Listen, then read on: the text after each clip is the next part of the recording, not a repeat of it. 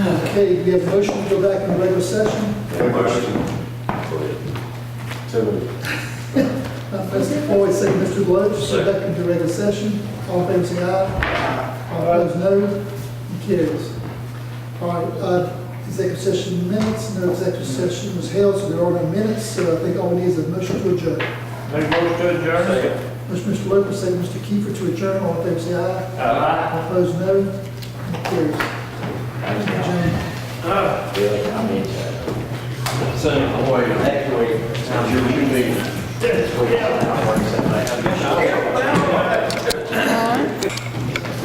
might fall.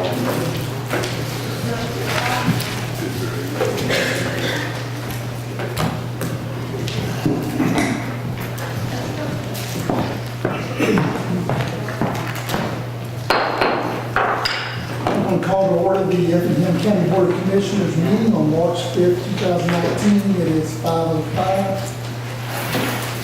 It's a little chilly here this evening, so you might want to sit close or bundle up. I'm not sure we can get the heat turned on or what. It might make us get out of here a little faster. I'm asking you all please stand and join me for the invocation and then remain standing for the pledge of allegiance.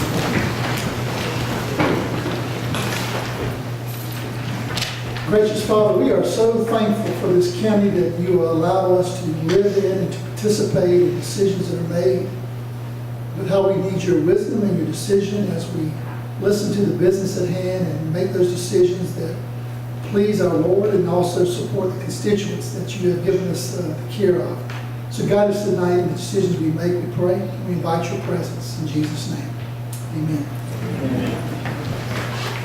I pledge allegiance to the flag of the United States of America and to the republic for which it stands, one nation, under God, indivisible, with liberty and justice for all.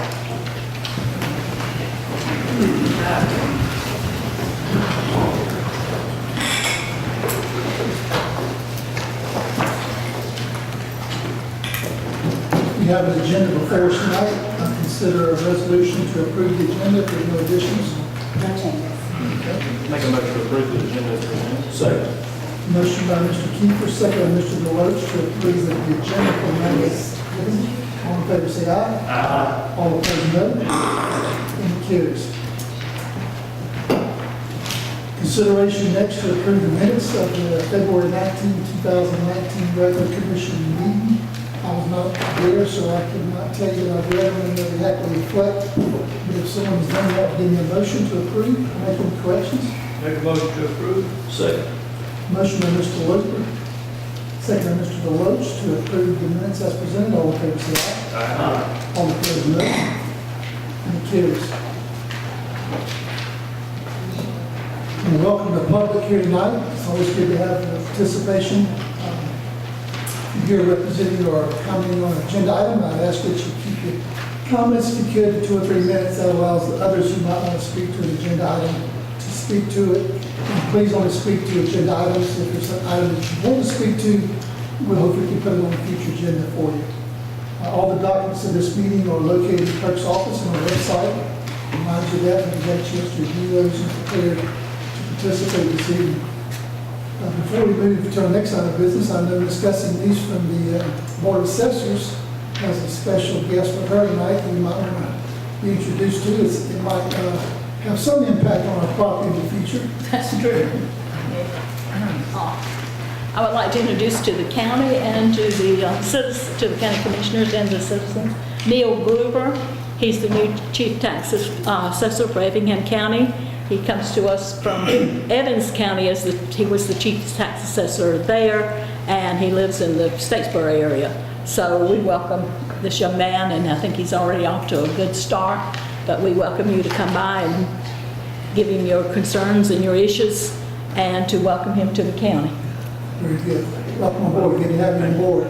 Thank Now you. everybody sees who you are. They know who to go to. That's right. Know who to shoot. Good to have you on board. Look forward to working with you. Thank you. Thank you. Thank you very much.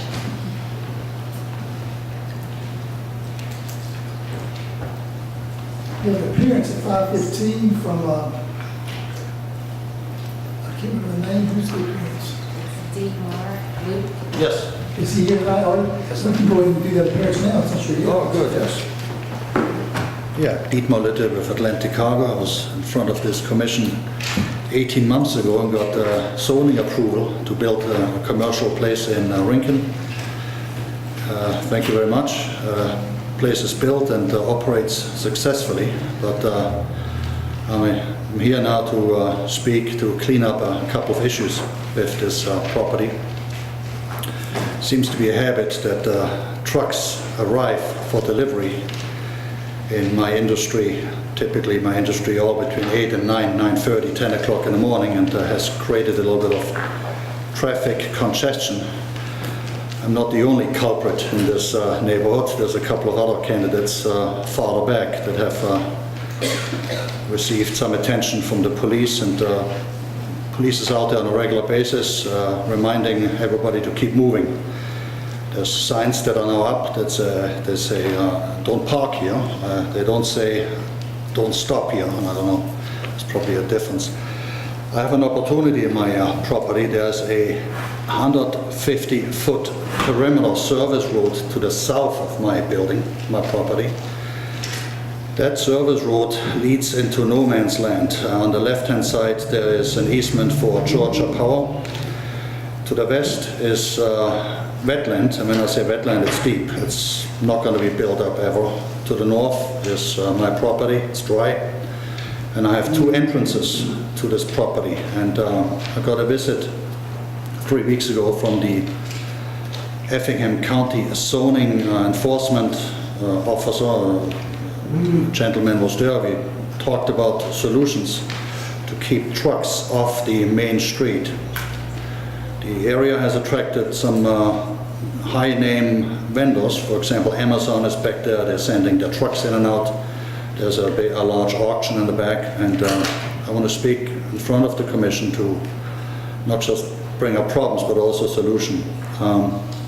Before I purchase signs that direct the traffic in and out of my property, I want to see what I can do to make a decision. I want to direct the inbound traffic of trucks. They bring classic cars and also salvage cars to my property. I want to direct them down that perimeter road. The perimeter road has no other function than to just gain access to my property. There's no fire hydrants. The fire hydrant is on the outside, on the main street, so there's no safety issue, I would say. There's no other commercial interests that I can see in this area. And I can offload one truck at a time. I let one truck in, and there's always 2 or 3 more sitting there, especially in the morning, between 8 and 10:30, 8 and 10. And I would like to direct that traffic down that perimeter road to get rid of them, away from the street, away from the traffic. Who knows what's coming in and out? An ambulance, a fire truck, I don't want to be in their way. And the police is, I guess, doing their job. They stop by once a week, and you know, they don't want anything parked on that street. Now, the issue is twofold. One is the trucks coming in and out. I want to get rid of them quick, offload them, get them out on the other side of the exit gate, and that's it. I would like permission, some kind of permission, maybe an easement or maybe just a understanding with the sheriff that the trucks can park, or they cannot park, but they can stop there. What do I mean by that? I would like to get conditional approval. Condition: the driver has to stay in the cabin. My forklifts cannot go out on the street to offload the product on the street. That's a no-no. It has to be inside, where I have liability insurance and everything is covered. But I don't want to just hang signs and direct traffic this route unless I get some kind of thumbs up. And when I spoke with the zoning enforcement, he clearly told me that the sheriff doesn't report to this commission. However, he indicated that this may be a good starting point to have a good discussion that leads to the sheriff, where I can say, okay, this guy's solving problems, he's not creating problems, let him run with it. The other issue is the containers itself. The port is a mess. It's very difficult. The schedules are very inconsistent, and sometimes you're stuck with 10 containers that are loaded, but you cannot return them back to the port yet, because the port has very strict rules on opening days for certain vessels. There is commercial build-up in the area, and all those areas are still under construction. I will be seeking a commercial solution to rent space on the outside of my property, to bring in empty equipment and pull it into my property, load them, and then store loaded containers for the purpose of bringing them back to the port when the port opens up a certain vessel or a certain booking sequence. That may take some time. All those properties that are built up are still in the process of being developed. It's too early to have that conversation with the vendors that are out there, the service providers that potentially provide temporary storage or leased space. I just need a break for a handful of months, maybe until the summer, where I can maximize my potential and don't get stuck with, the truckers getting tickets and containers being parked. I just would like to park containers on the service road, and I would like to utilize the service road to welcome the inbound traffic. And I really don't know how to go about this, and I guess this is a good starting point to discuss that. This service road, perimeter road, is not your road though, is it? I don't own it, no. Okay. And it was there before it was constructed. I'd be glad to hear from the commission, but my thought is why do you not store these containers and why are these trucks not being parked on your particular property? And that's to me where the planning should have been in setting up this business, is to make provision for these trucks to not be on the highway, to be on your property and processing this commercial parking. Correct, I can store them inside. It would reduce my loading capacity by 30%. So I'm here on a commercial interest, to speak on my commercial interest to see if I can bring more volume into my business and utilize a road that really is just there for no apparent reason. It's a great place to utilize, but I'm not going to do that without some kind of thumbs up permission or some kind of formality that I can put into place. Maybe an easement, maybe I can buy it, maybe I... There is one other parcel across from that road from you that would have access to it, correct? I know that, yes. Yeah, okay. And when the time comes, I'll be seeking a conversation, but that's too early, I believe. Looking across the street, there's still a lot of construction going on, and that's a separate discussion. Has nothing to do with the commission. I guess I have to seek a conversation on that. Yeah, I for one would be hesitant, I'm pro-business, but I'd be hesitant about permitting a business to operate outside of its own properties on a county road or whatever, whether it's parking containers or trucks or whatever. I think we're going down a road that's going to be hard to correct. True. Yeah. How the best commission feels about it. They'd be doing a favor for a particular business. It's a huge precedence. Right, a huge precedent. But the sheriff is the one that enforces the laws. Yeah. And he doesn't report to us. Yeah. If they decide to ticket, they don't ticket.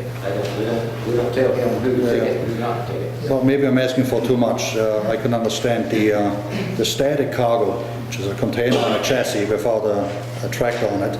That's tough. You shouldn't really be out there. But the inbound trucks are not moving, but they're standing there. And they're also getting in trouble in the morning. They're being knocked down and being knocked around a bit and asked to move. And they're really in nobody's way. I don't know if I should speak to the sheriff about that and see if I can explain that we are not parking. We are just waiting for a right turn. Yeah, I guess. See, if they're waiting to turn, they're not blocking, but they're impeding traffic. That may be the issue for other businesses back in the area.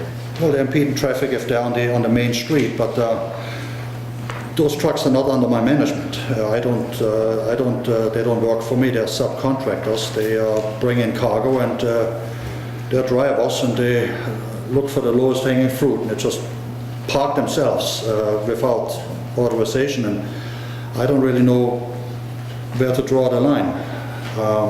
What's legal, what's not. There's a sign that says no parking. Parking is parking your truck and walking away from it and coming back the next morning, that's parking. Well, I don't know what defines parking, but I really think, sir, that you might have to carry that back to the sheriff and see what, he allows legally to be done on Right. county maintained road, but I think that'd probably be the best direction. I'll do it. Perhaps manage that traffic yourself. Are you offloading these cars? Inside my property, yes. Then you have control of those truck drivers. If you go by an appointment and you say, if you're not here at 10 a.m., you don't get unloaded. Or if you say, you gotta be here at 12 and they're not there, they don't get unloaded. But if you have 12 people show up at one time and you don't have any kind of appointments or anything, it's gonna be that way daily, and I see it out there daily. Yeah. You're gonna have to create some kind of ordeal, which is, this is your commercial interest, where you go by an appointment, so you're not impeding traffic, which is being done daily right now. Yeah. I've thought about that, and some competitors do set the appointments and enforce that. But I just feel that I'm just shifting the problem from point A to point B. If they're not allowed to park there, if they have an appointment at 10 o'clock, they're going to be someplace between 8 and 10. Right, they don't have to be there. They could be somewhere else. You control that. Hey, if you park here, you're going to get a ticket. Yeah. Come back later. Yeah. That's your responsibility as a business owner. I'm not sure. I mean, I'm going to discuss it with the sheriff and see if, I don't know if I by law have to set appointments for trucks. You don't have to. If No, by you're law. going to beat traffic, that's a solution. And that's what's happening right now. Yeah. I've been by there many times. There's way too much business for that little spot that you have there. Yeah. So you may need to look for a larger. You need a solution beyond using county property to do that. And there's already been containers parked there and dropped out there. In that service road? County roads. Yeah, I know. You didn't get permission to do that, you just did that. Yeah. So we're very familiar with it. There was an accident there yesterday. Oh, that was? Yes. Because of so much traffic at your place. There was an accident there? Yes, sir. Sure was. I did not know that. Let me just kind of conclude this. We appreciate your interest and your concern, your product. Certainly, it's good to see a business and business growing, but it needs to be conducted on business property, not on county roads, and the sheriff's going to be the one that determines what's parking, what's not parking, there's a violation. And I think as a board, I think the hearing must be, or not even offer a recommendation to allow businesses on county road. We'd rather see you get property that you need to be able to get them off into your property or. Sure. All right, I'll take it from here. Thanks a lot. Thank you for your time. Thank you. Moving from our appearance agenda to our consent agenda, we got consideration to approve to renew the mutual aid agreement with American Society for the Preservation, the Prevention of Cruelty to Animals. Have a motion to approve the consent agenda. Make a motion to approve the consent agenda. Second. First one, Mr. Deloach, second, Mr. Loper, to approve the consent agenda. All in favor, say aye. Aye. All opposed, no. And it carries. We move into our old business. 3 items, 4 items of old business. Item number 1 is a public hearing that was tabled at the 2019 meeting. The planning board recommended approving an application by Brandon Kaczynski to rezone 3 acres located on Maple Drive from AR1 to R2, map number 450D, parcel number 34A in the second district. Is there going to be a review of that? I was not here at the last meeting. It was tabled, so yeah, I would think so. Mr. Chairman, we're here to object to that. Yeah. Teresa may want to introduce. We'll get to, Thank you. I think we need to open another public hearing on this, right? Sure, we haven't had one. Okay, because of the, so we'll start, oh, what, here's, I know where you left off. Right. This item was tabled at the last meeting, and it was not on, it was removed from the agenda for consideration, so this is both the first and second reading tonight. Okay. So this is a case, this is a rezoning case. Mr. Kaczynski owns a 3-acre parcel, which is highlighted in that blue line there, currently zoned AR1, and as you know, AR1 allows, is usually for lots 5 acres or more, although throughout the county there are many lots that are smaller acreage than that. There's a dwelling unit on the existing parcel, and Mr. Kaczynski wishes to divide the property and place another dwelling unit on the parcel. So the size of the proposed parcel requires rezoning to AR2. The request, staff reviewed the application, and it does meet the requirements of the, I'm just going to go back there. Okay, so staff reviewed the application, and there was a little confusion on my part, which I'll admit to, and so I'm going to come to a different conclusion than you might have thought I would. But I did talk it over with Stephanie and review the application again.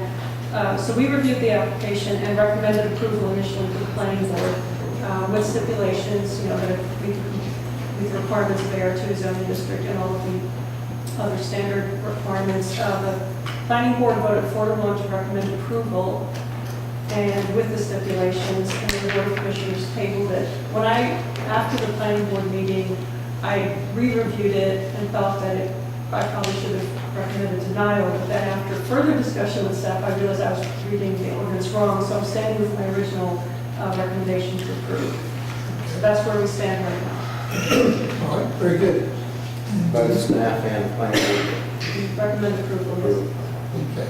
All right, now we're going to open a public hearing on this. If anyone present tonight would like to speak for this rezoning?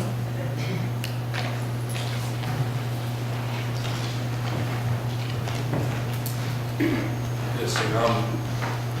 I'm Brandon Plazinski. I just want to add a few notes. As the first hearing, let's see, I want to bring your attention, Miss Mahaney had falsely told everyone in the whole area, come up here in the first meeting, told everybody I was trying to do a mobile home park. That's not what I'm trying to do. I own the 3 acres. I'm not trying to buy the 1 acre. I'm trying to rezone it so I can put a house on there. There's already a driveway, there's already a septic tank, there's already everything set up there. All I need to do is rezone it. Because the way the property was before, someone lived there before for 5 years. If you go back and check the records for the address, 122 Maple Drive, someone lived there for from 2000 to 2005. And what they did, they put a house there wrong. Well, I'm here trying to do it the proper way and to rezone it so I could put a house there. What it was is you got to have an immediate family member living on the property. Well, they wasn't an immediate family member to the previous owner. So that's why I'm doing this today. Okay, now you said you own the 3 acres. I thought it was a 5-acre tract. No, it's a 3-acre tract, zone AR1, which normally would be 5 acre or more tract, but it's not uncommon, it's not below that. Okay, that's part one of the grandfather's in when the... Yes.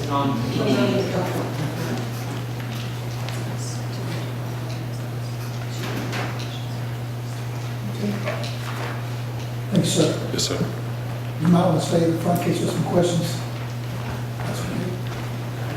If you want to stay up front, there might be some questions in the middle. Anyone else speaking for this rezoning? Then you can have a seat there if you want to, sir.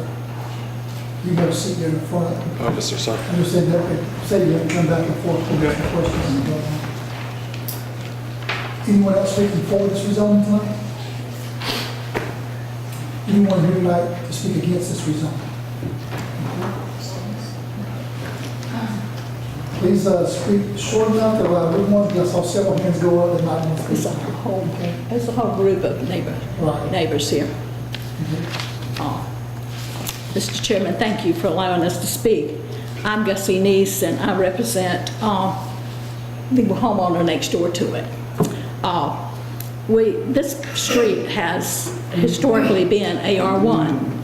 There are some occasions where people's had or at least stated that they had hardship, and therefore they had a second dwelling on the property. But it historically has been residential. That's one of the most stable streets in the whole county. The very limited turnover, very, very limited turnover. Of the 23 parcels, every one of them is 2 acres or more. So the AR1 zoning came in effect years ago when there wasn't really zoning per se. Everybody had an AR1 zoning at one time in this county, and then it changed over to AR2 and to R1. And certainly it is non-conforming, as the 3 acres as it is now, but it has been a stable neighborhood without any problems on that street, and there's like 1 resale in the last 2 years on it. So nobody wants to go anywhere. They just want to protect their rights to have the 2 acres plus. I have tonight a petition from 16 of the neighbors on this street, 16 of the 23 owners, that wants it to stay AR1 and stay 1 parcel with 1 homeowner on it. And that's what they're asking for. It's not about them. I don't think one of these good people has said anything about a trailer park. If they did, they did not. It's about having this property split and a second unit put on there for someone who doesn't even live in the neighborhood. And frankly, if I may show you some pictures, I would, if I may come forward and show you some pictures. Sure. The current owner is not a good steward of the land he has now. And I can't imagine that he would be a better steward with a second home on it. And you know, I know that it did rain, and I'm well aware of that, but that big hole in the driveway didn't come from the current rain. It's been dug in there over time from the fact that the owner also. Ms. Denise, if you would, make comments to the mic. Oh, excuse me, I'm Yes, talking over. we won't get them on the record. Anyway, and you'll also look at that picture, you will see that the person that lives in the home there now runs a small business which is totally out of compliance with what the zoning is now. And yet the owner of it knows this and hasn't done anything with that. So I can't see a reason for you to reward someone by putting a second home on a piece of property that he's not maintaining the first homeowner on, first rental unit on it. I know that the planning board and the staff or whatever has said yes, that they recommend it, but have they looked at all the facts on this street?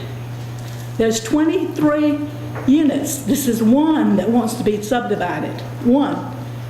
And if you subdivide it today, is he going to come back tomorrow and subdivide it again, and you're going to have 3 1-acre tracts there? That's totally out of compliance with the neighborhood. Every one on there, if you look at it, and if you draw it up, has 2 acres or more. And it's not in compliance if you divide this lot. And we asked, and I didn't give you the petition of the names, but we asked that you deny this. If you want to give that petition to the clerk, that would be. I will. I will give I it. have copies for everyone. I have copies for everyone. All right. I'm going to see if there's anybody else has comments. There's several hands. We'll make sure everybody gets a chance. And we're going to do 2 or 3 minutes. We do 5 or 10 minutes. We're going to be here till. Yes, sir, I have 2 minutes. I have 2 minutes. Sure. My name is, good evening, my name is Susan Mahaney. Mr. Pazinski is correct. There was another trailer with the homeowner. Marcia Dyer lived there for many, many years, and her parents, they were deceased, she lived there. She did bring another trailer in, did get electricity and septic done. They were not family members. They left and another trailer came in. That's when I went to zoning. They had to remove that trailer because it was not legally there. It was not a hardship case. The trailer, well, I'll get to that. Also, Mr. Richard Graham is back there. He got caught up in all that. His family members across the street, we have a double wide. There's a lovely lady living there. There's no prejudice on our part. Amy's been there for years. She's a good renter with her son. Before that, and he can tell you about it, he had some bad renters. Someone that owed him money. We can't prove that drugs were going on, but people were coming, going all evening for 10 minutes at a time. He was forced to remove his second rental trailer when his family moved out. And he had to remove it, not just leave it empty. The problem we're having now is Mr. Pazinski does not live on the property at all. He's renting to a very nice man, Michael Chalker. I spoke to him. He's letting him run a commercial business of granite selling and cutting, and when I walk out my back door, that's all I hear. And bless him, he doesn't do it on Sundays. And there are days he doesn't do it because he's installing. But this has been going on for 2 years, which I didn't complain. My father was in construction, so I have a place in my heart for that. He was getting started. But now he has a good business running. And we have a dumpster in the front of his property. He has 2 big trucks that deliver granite, and it's noisy all the time. I don't hear birds anymore. I hear granite being cut and sanded. That's wrong. It's against AR1, AR2. You have to be a property owner, and you can't have a business like that. So do I trust how he's going to use his land and be a steward? Absolutely not. And ignorance is no excuse to the law, to not follow the law. Code enforcement? I did not. Like I said, this gentleman was very, very kind. I brought his dog back to him several times. I told him it was the leash law here. I do rescue. I said, you can't let your dog run loose. He fenced the yard. So he was very helpful in that way. And I brought his dog again yesterday back home and put it in his fence. But the point is, we have 10 property owners here. I'm counting my husband and I as 1. 10. 12 were here last time when this passed. 2 couldn't make it. 1 had a funeral, 1 sick. We have 16 on that list that all will be affected by this. I'm asking you, I'm begging you, we have all been there 20 to 40, 42 years. All these people, well, except 1, new to the area. You see there was a trailer there before. Do you know how long that was there? Well, you said 5 years. 5 years. And we had issues with that property owner that owned the property before. With that trailer in the back? That one and the property owner in her own trailer. We had issues, a lot of issues. We never called the police except when the arguing got so bad and we heard gunfire. We called 1 time in all those years. We've been there 36 years.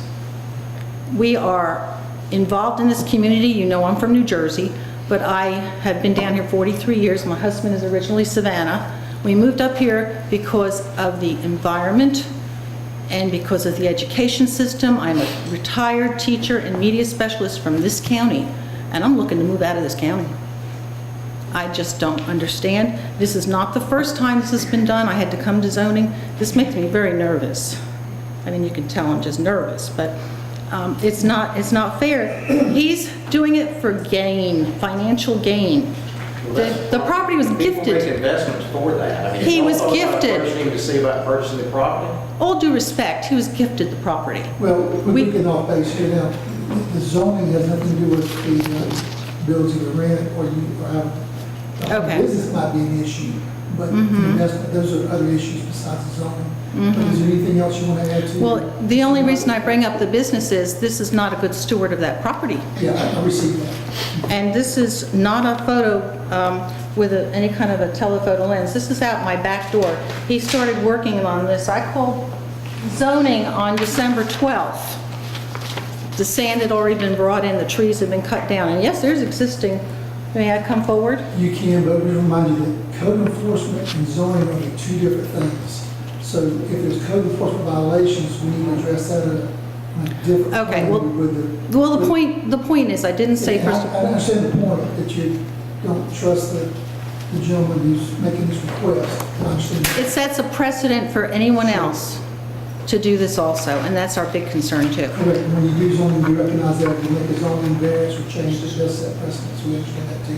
And there's a legitimate concern about that particular one there. And we have a But concern. Code enforcement issues are something you have to deal with separately. Right. Okay. But this is going to show what the ownership of the property is. So it is pertinent to this, but thank you very much. And thank you. All right. Anyone else? Go ahead. Speaking against this, who's on? My name is Beth Pye. I live at 123 Oak Street, which my property abuts to Mr. Pazinski's property back to back. So my property faces Oak Street. My question is, ours is a 5-acre lot, so potentially I could subdivide it and put 4 mobile homes on it if you do approve this. The properties across from me are 7-acre lots.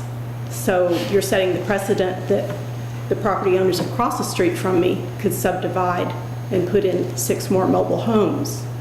And my neighbors are good neighbors. They are in mobile homes, but they own their Let property. me address that since you made that as an objection. I don't think that's a correct statement. No, there's a road frontage requirement, and that's actually Yes. what led to my confusion, was just understanding the road frontage requirement. Right. This lot has about 235 feet road frontage, so on those grounds, it's, it met the zoning requirements. If the lot has, 100, 150 foot of road frontage, then it wouldn't meet the requirements. And Okay. that's what So we just have. because you have, make sure you understand, just because you have 3 acres or 5 acres, even 7, doesn't mean you can put Doesn't more than 1 or 2 necessarily. homes on that piece of property. So if it were a long, narrow piece of property and the road were on the side, as Mr. Brzezinski proposes, it could be done. No, it wouldn't have the frontage. Have to have road frontage. Have to have frontage. County's Okay. or public road from. Got it. Thank you for the correction. But my point is the same. You're opening up these larger properties to be subdivided and put more mobile homes on that would be rental homes. And my experience is that renters don't take as good care of the property as homeowners do. That's pretty much sums up my concern. Well, the one that you lifted up regarding that, you would be providing opportunity for someone to have 2 homes on this piece of property is a legitimate interest and concern. Okay, I just want to make sure that it couldn't be 3, 4, or 5. It has to have enough road frontage to have the 2, but it's not going to be 3, 4, or 5. Thank you. It's going to take a whole different zone to get that many units on a piece of property. Okay? Thank you. Thank you.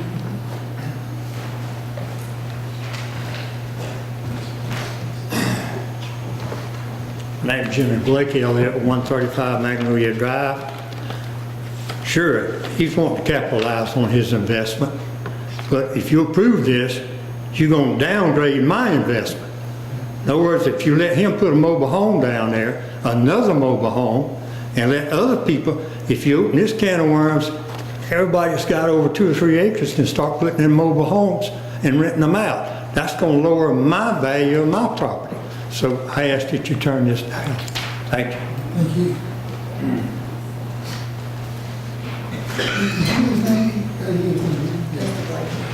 I know much that came in. I know somebody, I can't remember if they gave the name or not. Anyone else speaking against this tonight?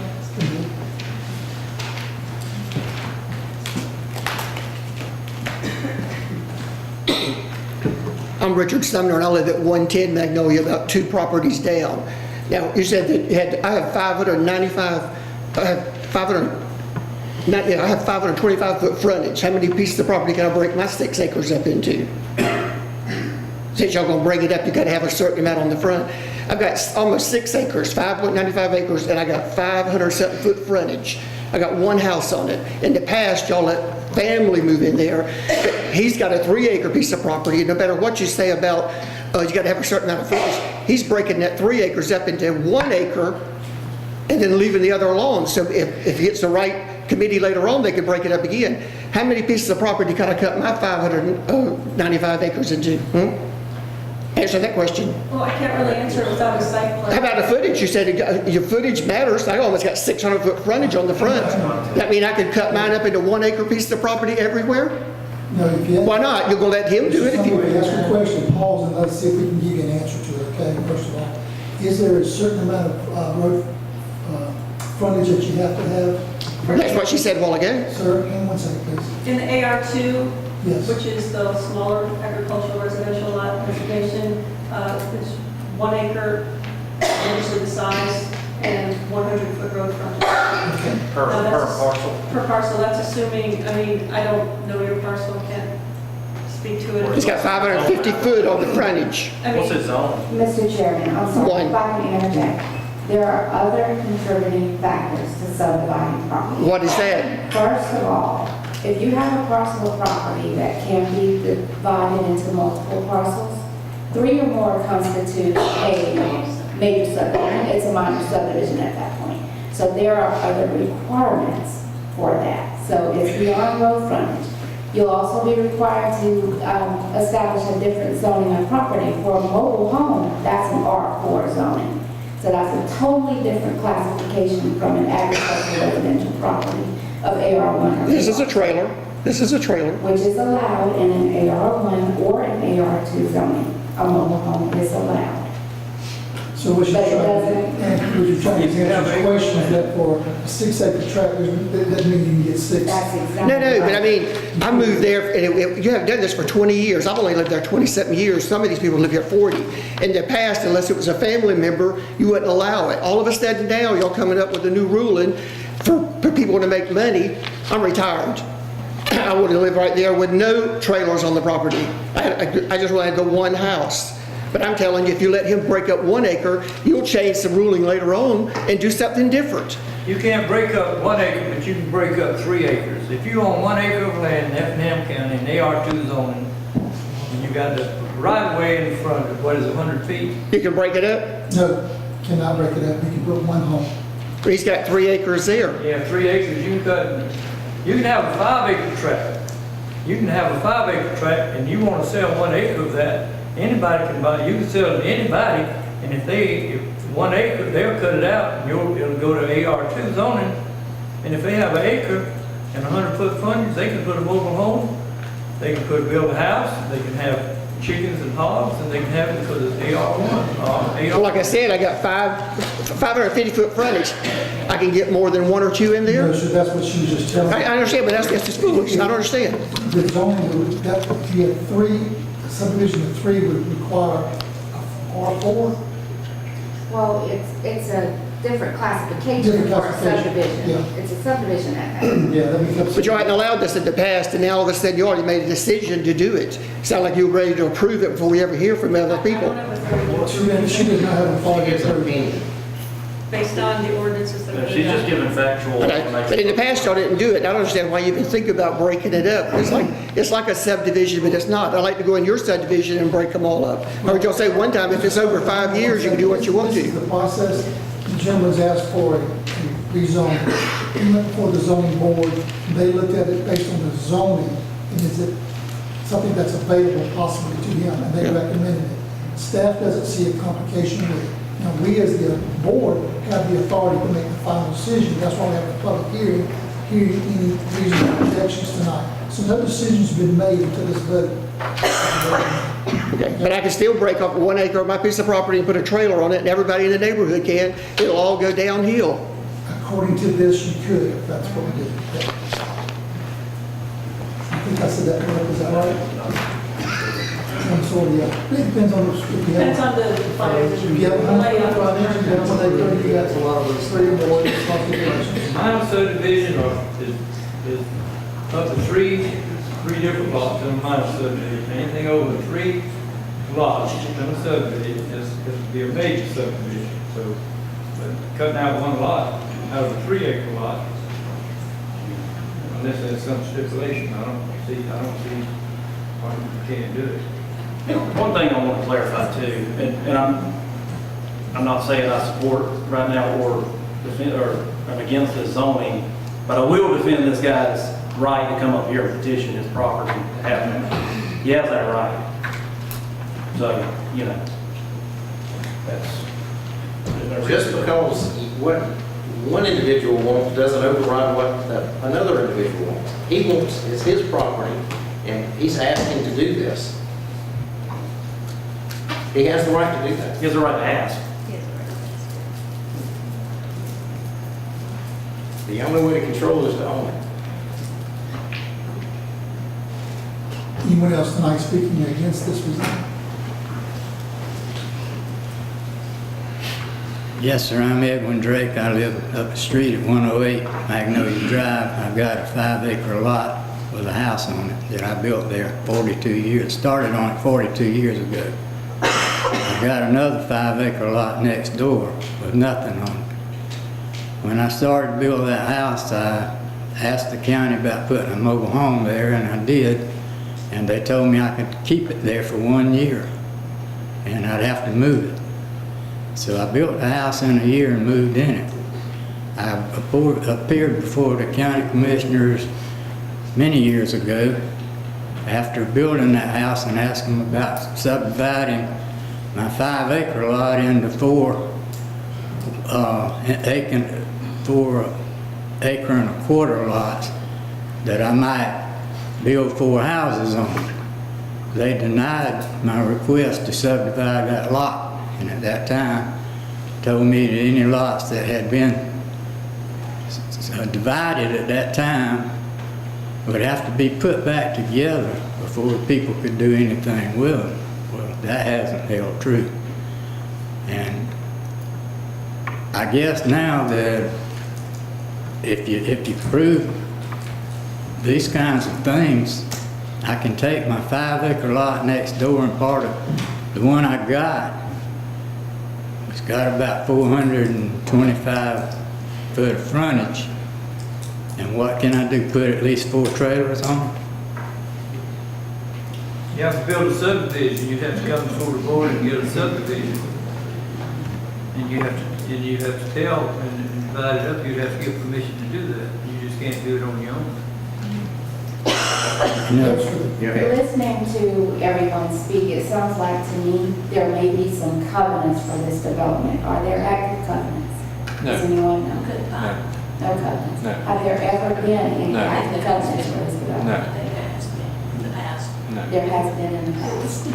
It was developed by Billy Ashley. Ms. Neese, need to speak to the microphone and speak. I do know that, I'm sorry. It was developed, that subdivision was developed by Billy Ashley, and it's called LB Ashley subdivision. But when I looked online for the covenants, which I'm not a licensed scrivener or an attorney, but I didn't find them as current. But at the time, that was what the ruling was, that you could put a mobile home there to build your house, and then the home had to be moved. But that has long since been broken. But the point of the matter is, everybody there has got 2 acres plus. So to subdivide this lot is not conforming to the neighborhood. Well, that we understand, we received that. I think your question was that if somebody, I don't know if any county requirement make you move a mobile home from a 5-acre tract, that'd have to be a covenant. That's why I believe it speaks to covenants. And I've been here for a while, and I recall LME subdivision, and I do believe there were covenants active in the 90s, early 2000s. I don't know when they expired, and that's what addresses this concern. gentleman's concern with having to Could it move be his those mobile covenants home. are still in place, or is it not? They said they can't. I couldn't find them, but then again, I'm not an attorney, so my access to public records is through my computer, through the gsccca.org website, so I'm not a licensed scrivener to it. Lee, if I got you a quick question. If there was a covenant in place for this subdivision that could be found, would it restrict anything? That's a really large question. The short answer is I don't know. I'd have to see the Without seeing the covenant, you wouldn't know if it restricted anything there or not. But it is board. If there were private covenants, it wouldn't be in the purview of this board. Okay. So whatever we approve or disapprove tonight, they could go to the covenants themselves and hold a constituent to that covenant. It's civil matter. It's civil matter. That's civil action. Thank you, sir. No covenant was discussed at the time. They told me I couldn't keep the trailer there over a year. I didn't question it. I took the trailer off the lot a year, like they asked me to do. And I'd hate to see the rest of these properties all chopped up. Let me say that it might have been, because I don't know of anything. I've been on the board a couple of years, and it was not many moons ago when you're talking about. But if you build the house, since it's only allowed one home per 5-acre tract in the R1, the requirement might have been to move that mobile home within a year of building the house, very possibly. But not 1 year and have your house built. No, sir, they told me 1 year. Moved the trailer at the end of the year. And I moved in the house before I got it completed and got the trailer off the lot, and then I continued to finish my house. I think it's connected with the fact that you're building a house, so there are 2 units. And we're going to allow 2 units to be more than a year. That's probably what it's related to. Not the fact you couldn't have one mobile home on a 5-acre tract. I'm just not aware of anything that says you can't do that. I've been to many of these meetings about this property and issues just like this, and each time I've been here, the rules seem to change. They don't seem to stay the same at all. It really looks to me like it matters who you are and who you know. And those- I've never met this gentleman. Yeah, I don't know what name Adam's apple, so I have no favoritism at all. Well, that's We're the trying way to it stick looks. Basically to the zoning requirements and what can and cannot do. That's the way it looks to people like me or these people here. Thank you. Thank you.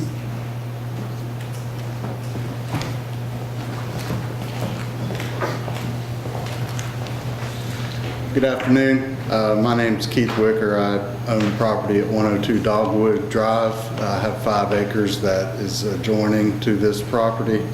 I'll keep this real brief. My primary objection is from the standpoint of a single dwelling owner on a 5-acre lot with this person who has rental property, who is bringing in income from one trailer, and what's better than income from one trailer is 2 trailers. So that seems to be the primary motive here.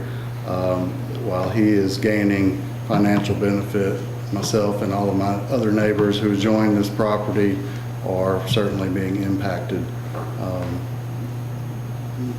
in some type of way. I just want to quickly address the zoning issue.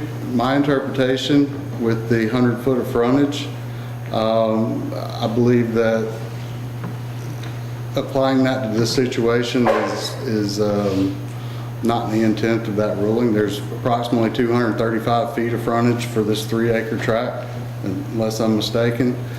And if you were to put that 100 foot, it falls directly in front of the existing trailer. So I don't see how that can qualify as frontage for this new trailer that's being proposed. The driveway for this new proposed trailer follows an existing county ditch line, which is at the edge of the property. This trailer appears to fall within 50 feet of my property line. So I don't see how the interpretation of this 100 foot of frontage, when it falls in front of the the trailer that's on the adjoining property, if this is subdivided, how that applies to this situation correctly. Thank you. So, would you mind speaking to that as far as the frontage? Is there a regulation that it has to be in a certain spot in front of? No, there's not. There are codes for setbacks, frontage for each zoning in the county, AR1, AR2, R1. AR1 is 150 feet, AR2 is 100 feet, R1 is 100 feet. However, if you subdivide a property and you do not have that frontage, you are able to put in a 60-foot access easement to the property that you're subdividing. So 100 feet frontage is the requirement outlined under an AR2. However, the ordinance does allow for an easement to a parcel of property as well. But in this case, if there's over 200, it wouldn't apply, no matter whether it's in front of current residents or. That's right. So the lot would be a little odd shape to get the 100 foot and then clear the trailer and stay down. Yes, sir. We have a picture of the plot. That's all I've got. That's the whole plot there that we didn't show. I don't have a picture of the subdivision that's proposed. But you looked at it, meets the requirements of the 100, maybe a little odd shape that meets the requirements. I do. Right?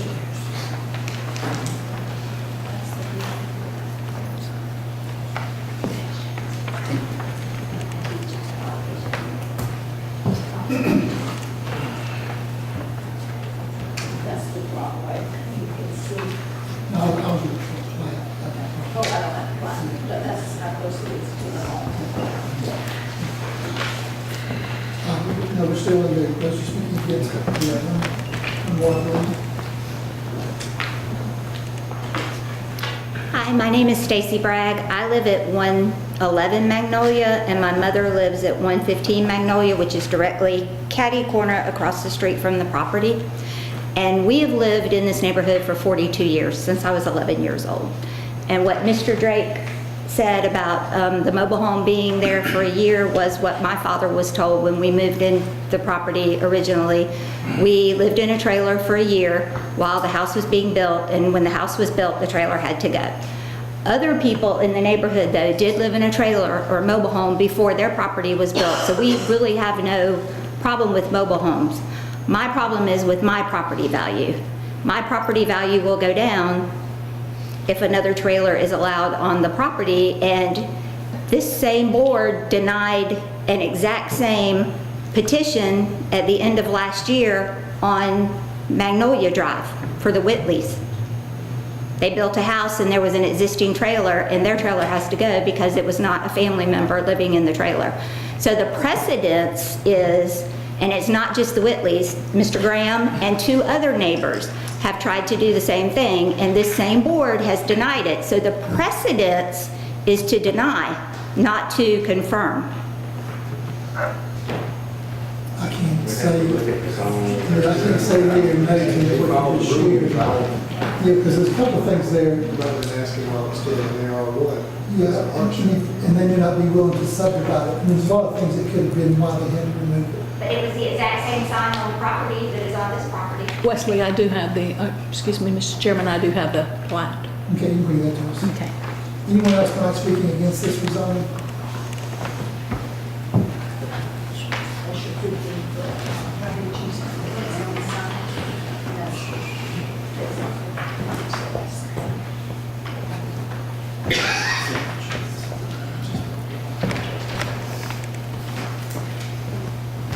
Hi, I'm Deborah Duff. I live at 145 Magnolia, about a quarter mile, 2 lots away. And I'm like everyone else listening to trailers. Trailers aren't an issue. It's the being a property owner, devaluing all of our property when we have invested 30 to 50, you know, in the same area. And when I spoke to one of y'all, sorry, I don't remember which one, commented about changing from AR1 to AR2, there had to be a minimal acreage, and you were going to check into it. Was that you? I don't remember. But I spoke to two men here, so I'm even wanting clarification of that because the person But the person who can answer that was Teresa Knight, to go from AR1 to AR2. Roger, I'm sorry. I thought it was you, but you had just come from the hospital being told you had a blood clot, okay? So, but you were thinking that it had to be 5 acres to even be For separate. AR1, the new AR1 has to be 5 acres, but I wasn't, you called me, I haven't reviewed. Yeah, and I knew you said you were going to, so I was wanting complete clarification of that. AR1 does, the new, there's a non-conforming and conforming AR1. We have a lot of non-conforming AR1s that do that after the fact.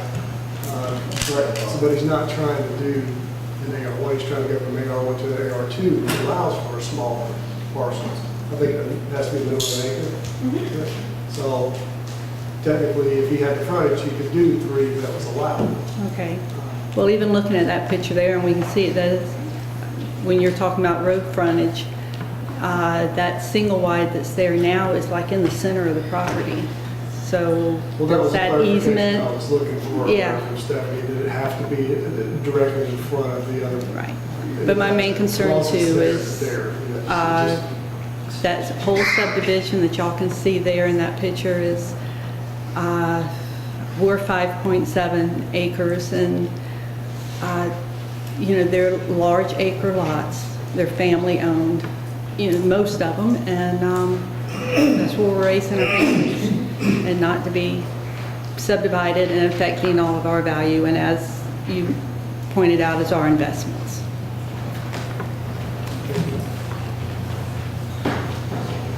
Anyone else tonight speaking against this rezoning? Can I speak? Can you come to the microphone, please? You're speaking against, well, wait till you.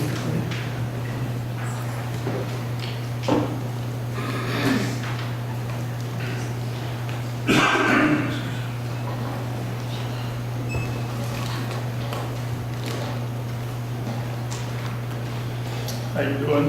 My name is Ronnie Pazinski. I'm Brandon's dad, and I just wanted to bring up a few things. I heard some things, not tonight as much as the last time here before. I heard some terrible things, some things said that I objected to personally. Brandon's a good kid. He's a hard worker. He's got 2 kids. He's got one on the way. He'll be here in the next few months. He's lived in Effingham County all of his life. I've lived in Effingham County for 40 years, and I live in a double-wide mobile home, and that's where I intend on staying until I'm gone from this earth. He is a hard worker. He was going to build a house there. The property that's there now, initially I bought it. He couldn't afford to buy it. I bought it, and I told him, I said, when you pay me, I'll sign it over to you. And that's what I did. And now he's wanting to take this property that he owns, he wants to subdivide it, and he came up here and talked to someone in Effingham County, and somebody in Effingham County said, that's no problem. He said, well, there's a septic tank there already. He went and had it inspected. They told him, well, you got to put a pad. He went out there and put a pad. Now, there's some other things that's got to be done before he can do it. Subsequently, he went and got a loan, made an investment to do this. After Effingham County, the people in Effingham County told him he could do it. Then something was brought up from the people who lived there that this couldn't be done. So it was brought to his attention, to my attention. He flies everything by me. We talk about everything. And I told him, I said, Brandon, do what's right. Don't just go and do anything. If you got to go before the board, the zone, whatever you got to do, make sure everything's kosher, make sure everything's done right. And that's what he's trying to do. He's got 3 acres. He's trying to subdivide 1 acre and put another mobile home over there. He lives in Effingham County. He's lived in Effingham County all of his life. He graduated from South Effingham County. He had a home built because he's just gotten married. He wanted a home built and move where he's at right now. But all I'm asking you is to take in consideration, this is not somebody that's moved in, and I've heard things from last meeting, people saying he wanted to put a mobile home park. No, that's not what he's wanting to do. He just wants to put 1 mobile home there, and that's it. So I just, you know how it is when you're a dad, there's certain things you don't want to hear.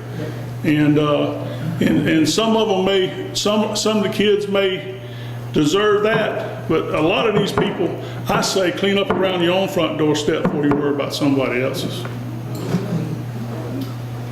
All right, is anyone else speaking against this design?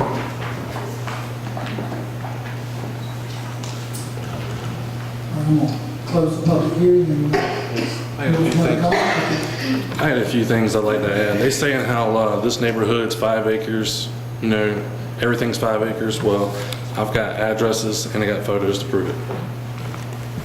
Like you might say it's 5 acres, I heard them say 3 acres. 2 acres. 2 acres. Just show you. We know there are 2 and 3 acre non-conforming lots.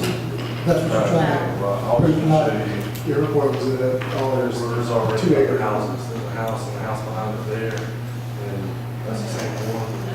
And here's another house here with 2 different addresses. I'm not sure if they done it properly or not. Let me address that for you. We've had people come for us in the last 2 or 3 months. Right.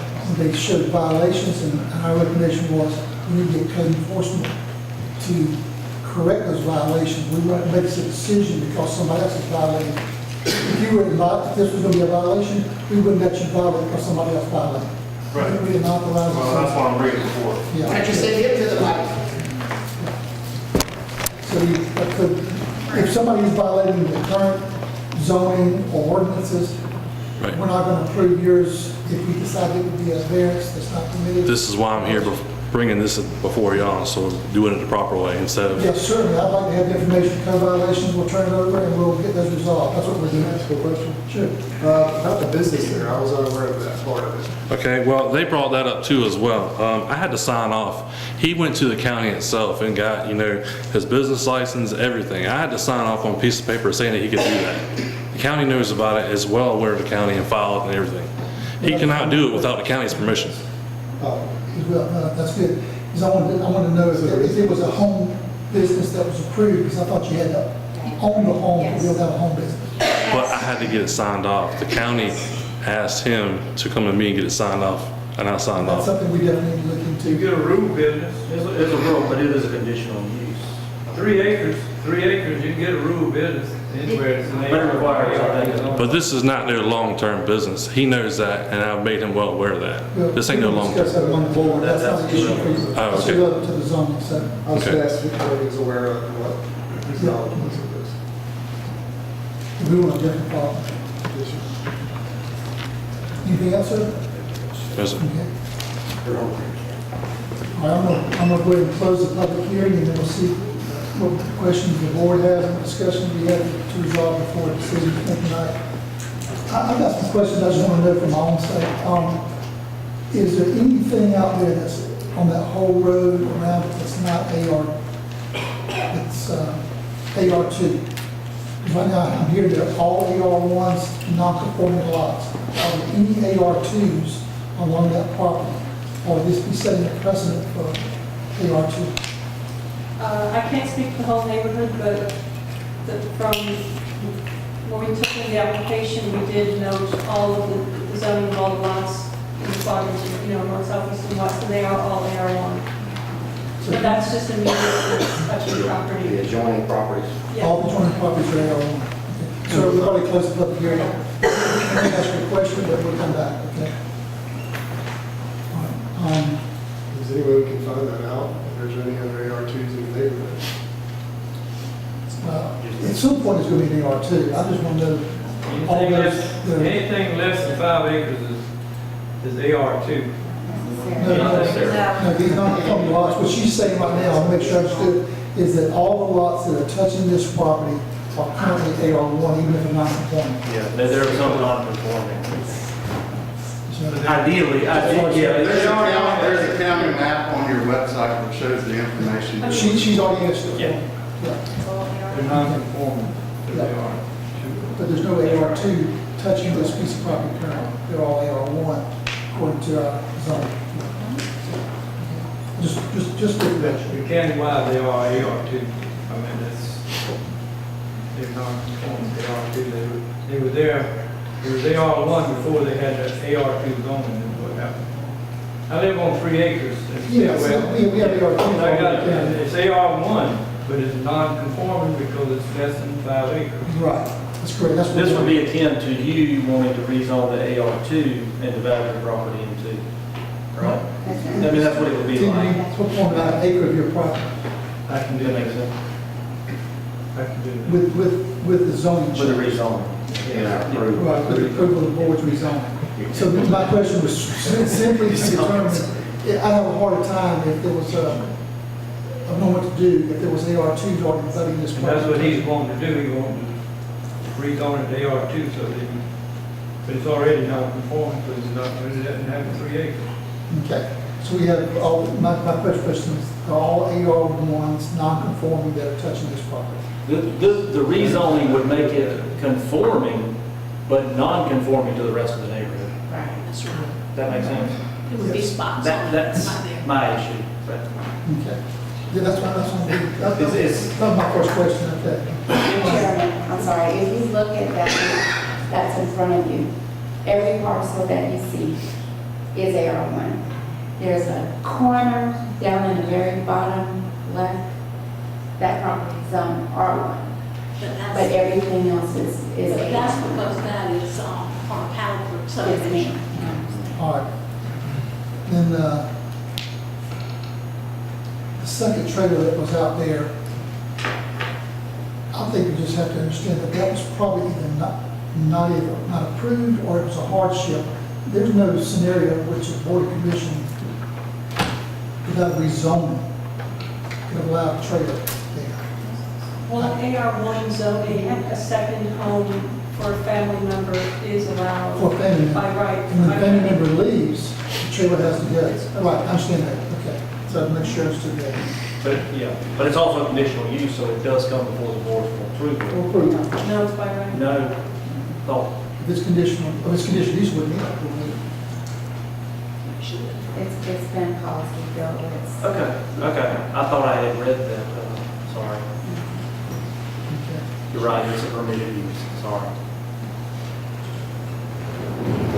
And I don't know, that's just a code violation, I want to check into to make sure that the one in the front We got to know that and see if they do have a business license. They do, we checked on that. Okay. In fact, after that meeting where they came up, I sent a code enforcement officer out, and the renters do have an occupational business license issued last December.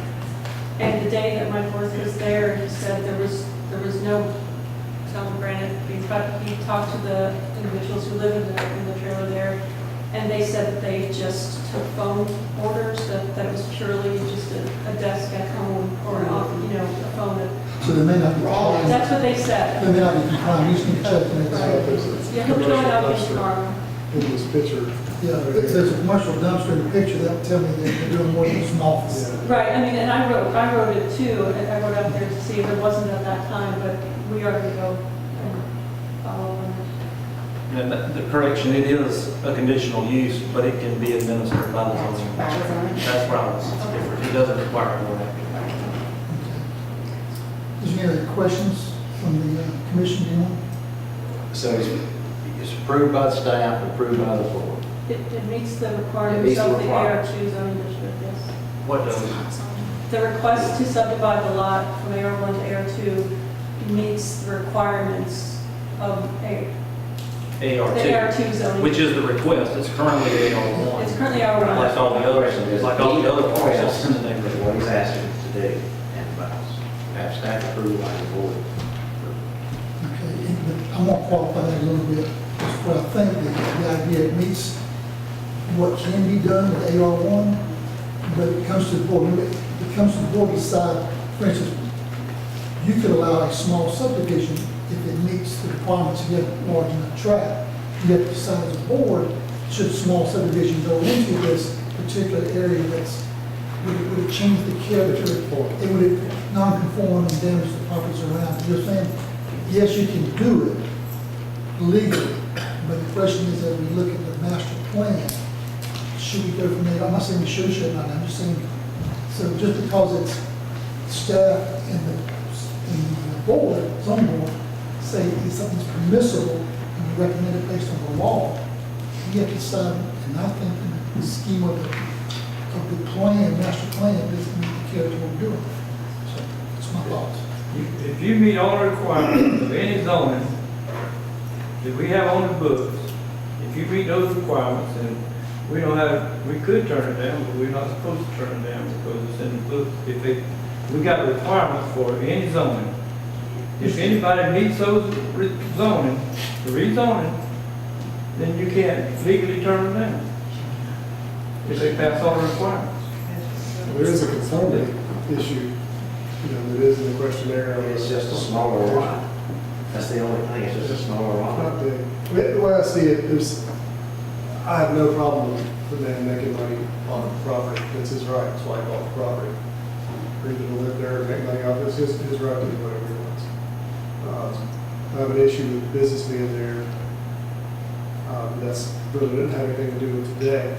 And then the other ones being 2 acres. But on the other hand, I've been out and looked at everything, and it's not aesthetically terrible. It's just not. It doesn't look like it's going to, it wouldn't, to me, it wouldn't affect property values from what I'm seeing. I'd like to see some data of that, but it's not, from what I've seen, just right down the street, there's a lot that's had a trailer torn off of it.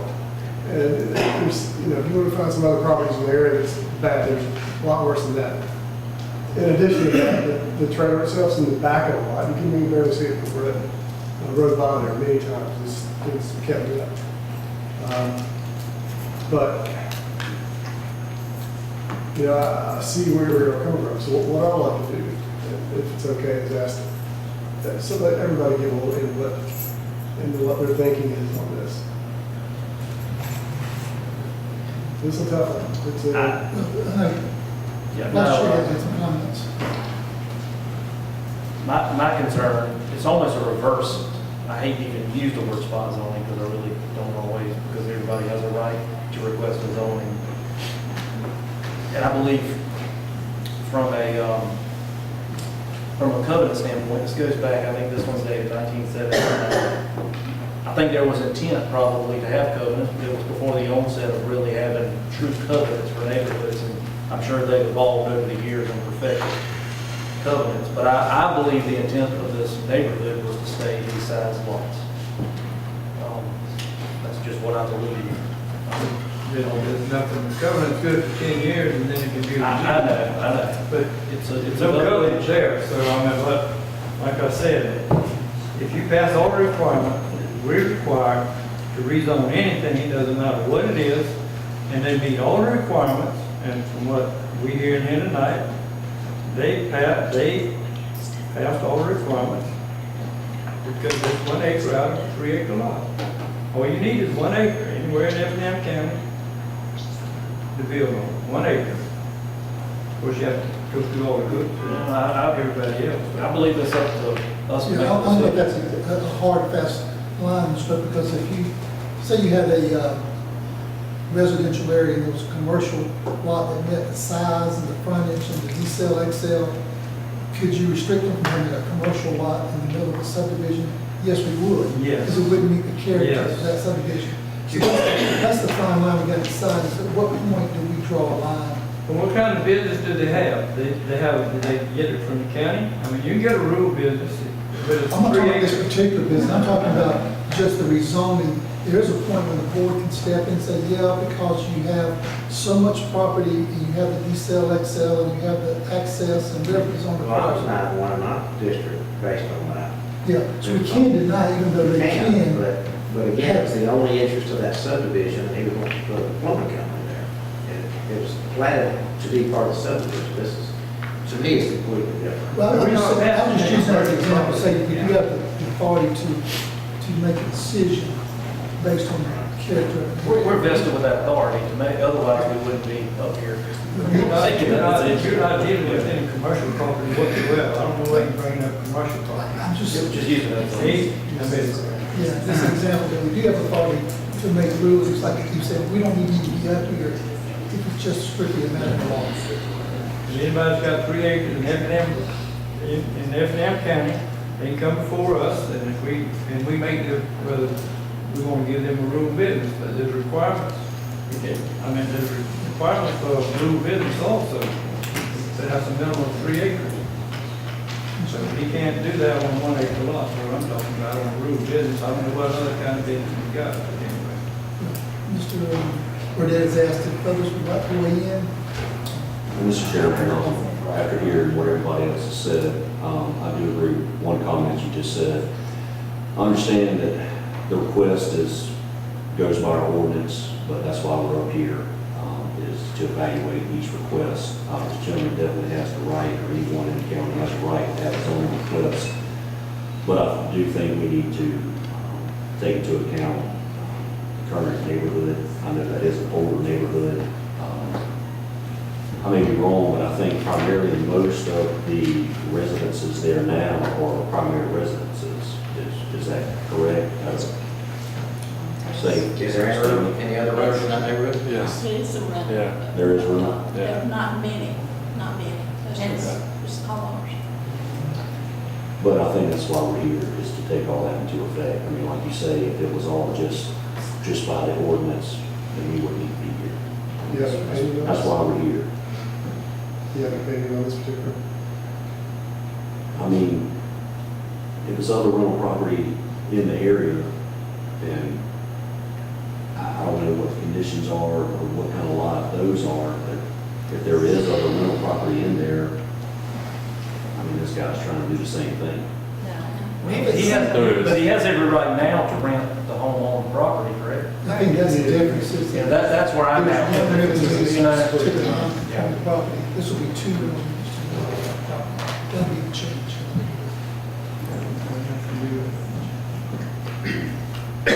Of course, I think you guys weighed in, you want to explain again? Yeah, Roger. Side of the property owner, he owns the property, he's asking, he's conformed, he's followed all the rules, he's done what he's supposed to do. That's my 2%. And I'll just add my final is that my first, hope you can appreciate, these are tough. We've spent an hour and 20 minutes because we do care. These people, we live in the county, and this is important to us. My first loyalty, I believe, is to the property owner, each of you, so that you can do with your property what you want to do. So I'm always looking out, first of all, for the property owner, because I do not want to restrict those who invest money in property. But secondly, and this is their right, in fact, for me and I, what a property owner does needs to be in character with, in my opinion, of what's in that neighborhood. And that's why it was important for me to know what's around that property. For me, my opinion would be is that this is an established neighborhood. It would change the character from one unit or non-conforming lot to possibly 2 units. I think the 3 or 4 is not even a threat because it requires other zoning issues. But it does open the door to have 2. So you go from 23 homes to 46 homes. The character of that property may change over time, but right now, for me, it does not fit the character of that area. So I'm for the property owner doing what he wants to do, or she wants to do, but within the boundaries of the character of that area. Right or wrong, that's where I fall. So I would probably deny this if it's just my decision, but fortunately, I don't get a vote, so you can't blame me. No, but I always like to tell where I'm at. That's what I would probably do. I'm not against the property owner to be able to do what he wants to his property, but I'm concerned about starting down the line. There's 23 properties, most of which come very close to this property that are AR1 non-conforming, 1 unit per lot. I don't want to see that change. Does that confuse your head? It helps. It's tough. It's a tough decision. You know, whether you get to build or whether you have to accept it. And I know that we have put our hearts and minds into what we're thinking about, trying to look out for. Because one day you're going to do something with your property, and we're going to always, my position anyway, is to take the position of the property owner first and owns it. And if I can prove it, then I'm going to try to prove it, because I want to be able to do what I want to do with my property, and you want to be able to do what you want to do with your property. At the same time, that's why we're here, not to look at the law, but look at the character of the area, keeping out small subdivisions where it might be permitted, keeping out commercial where it might be permitted, in this case, maybe keeping them AR1. But that's my thoughts. If there's any other comments, then we'll entertain a motion. Okay. Appreciate everybody weighing in. It's tough, and particularly we can't all necessarily agree. We can still be friends. So That's right. So I'll entertain a motion. The planning board is recommending to alternative 1 and staff to approve their zoning of 3 acres from AR1 to AR2 to allow subdivision for a new home site.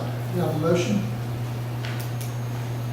Or motion number 2 could be to not approve the rezoning.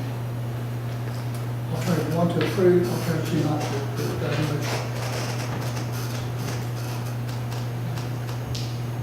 This is really difficult for me on either side to tell you. I wish it didn't lie with me. I really do. But in this particular case, I'm going to have to recommend approving the rezoning for a number of reasons. I think a man is entitled, or a woman is entitled to do with that property as you would want to. If you want to put horses in the front yard, I would think they're beautiful. It's your right to do that. It's your right to do that with your property. And in this case, it's this gentleman's right to do that with his property as long as it conforms to what we want it to do. I make a motion for our alternative 1 to approve the rezoning of 3 acres as long as it conforms with staff recommendations and planning board recommendations. I have a motion. Do you have a second? I'll second. Second by Mr. Loper to approve the alternative 1. All in favor say aye. Aye. All in favor, all opposed say no. No. All right, I'm going to take a roll call so make sure I get this right. Mr. Loper? I second the motion. Yeah, did we have, did you vote aye? Aye. Okay. No.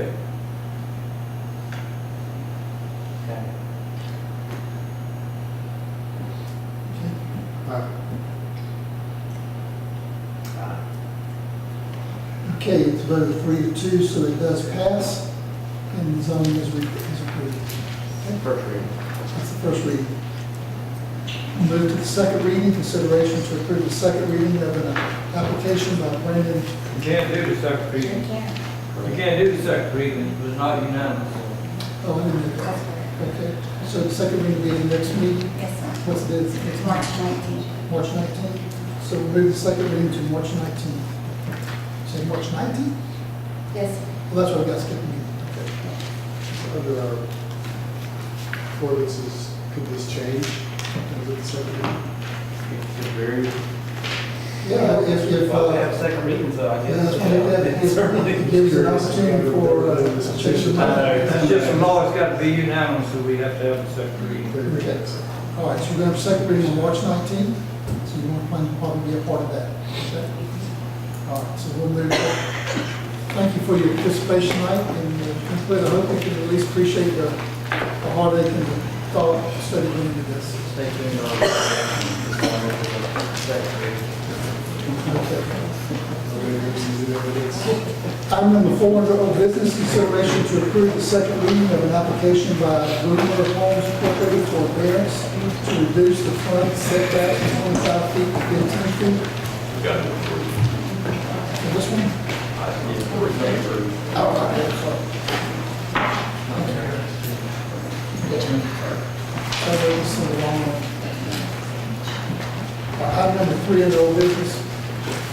Consideration to approve the second reading of an application by Michael DeVoe for a conditional use for a shooting club and firearm training facility located in Old Louisville Road. Do you have a motion? Make a motion to approve the second reading.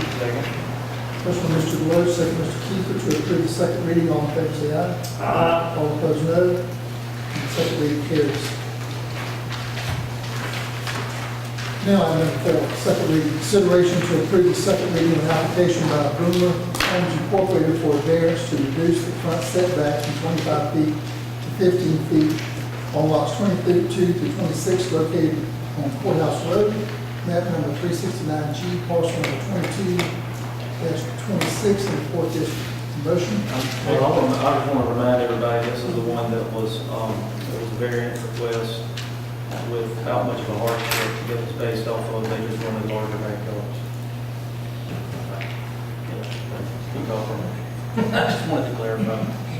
Yeah, you should, since you and Yeah, Commissioner y'all Burbank want- want to do, we should probably have some discussion. Yeah, because I'm not familiar with this one. So that's I make a motion to approve second reading. Oh, we got a motion, we have some discussion, you have a second? That's Mr. Lopez, you have a second? I'll say. All right, second, Mr. Lopez, now we'll have discussion. So, catch us up with what you're saying? It was just a request for 5 or 6 lots in a subdivision for a variance of, I don't remember the distance. They wanted to reduce from 25 feet to 15 feet on the rear property line. And they have some good On reasons. the front property, sorry, line. front property line. Make it that far. You said they wanted those lots to be conformed with the other lots that were currently there. Oh, so the other lots are currently 15-foot setbacks? No? 25 is what it showed me. 25. They changed it to 15. There was a corner lot, and they keep them all over the line along that street. That's the reason they requested That's right, they had the the cul-de-sac, I think. Keep them all in line. The other ones are 25. Well, because the way it was lined up. They could easily line up. But that's, I just didn't see the hardship. And that'd be my question, if there's not a hardship, And they also had some lines and all going through there. It was, they had some good reasons to do the changes. They're just not hardship reasons. It was not a hardship. We didn't okay it on the hardship. was it unanimously approved in the first reading? He was against it. That's the reason they're in second reading. Okay. That's right, they had Courthouse Road, the crossroad, they had Courthouse Road. I understand, my position, I've said it several times with these things, if there's not a hardship, we need to be careful. What we approve is not a hardship. It's not a hardship. No, we didn't agree. They didn't want a hardship. It didn't have nothing to do with a hardship. The way the lots was laid out and all this kind of stuff. My point is, and you correct me if I'm wrong, you set precedent when there's not a hardship and you prove something. Next one comes up and says, well, we proved it for this guy, for this gal. So I caution this board before you cast this second reading. I wasn't there, so I trust you with it, because you know. That was not, But if it's not a hardship, we need to be careful what we approve. It would be hard to change my vote in the second reading. I'm not trying to change it. I'm just making sure the presentation. Yeah, a couple of them are here. I made a motion to approve the second reading, and he's second. All you got to do is call for a vote. No, sir, we had discussion after the second. Not for the second. That's Anyway, actually, all right, discuss it all you want to. I'll call for the vote when we get there. Is there any discussion? Okay. All in favor, say aye. Aye. All opposed, no. No. No. Okay, so I think I've got, note this down, I have Mr. Loper and Mr. Deloach and Mr. Floyd, aye, and Mr. Kiefer and Burdette, no. And so second reading passes. Just not as a matter of conflict, just as a discussion. Most times we do a motion a second and then we vote on it. And I know we're not by Robert's Rules of Order, but as a chairman, when I do 8 meetings, in the normal fashion of Robert's Rules of Order, you get a motion a second. There's no need discussing it, not two people interested. So that's normally how you would do it. You get a motion, you get a second, and if you get a second, then we can discuss it. But since We had a long discussion on this about 30 minutes. I know, I'm just trying to explain why the commission, so you stand up order, because as I control the meeting, that's why I wanted to have a discussion before we had to vote. The only reason I mentioned it is they weren't here. I needed to be educated. Yeah, I just want you to understand the order. We don't use Robert's Rules of Order, but I try to direct it as much as possible that way. We have to order the meeting. Okay? All right, we're moving to new business. Does anybody need a break before we go to new business? You did. We can do this in 5 minutes. Huh? I think this part's going to go pretty fast. Well, let's do it. We got a executive session we need to do now as well. All right, new business. Consideration to approve to authorize the chairman to sign the sanitary sewer and water extension submittal form to Environmental Protection Division, EPD, of Georgia International Trade Center located on Highway 21 South, adjacent to Old Augusta Road South.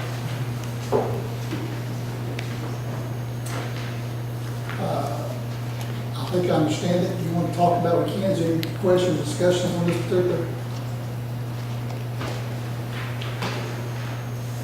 Alternative one is for the board to approve the chairman to sign the sanitary sewer extension submittal. Anybody got any questions for Michael while he's at the podium? Do I have a motion?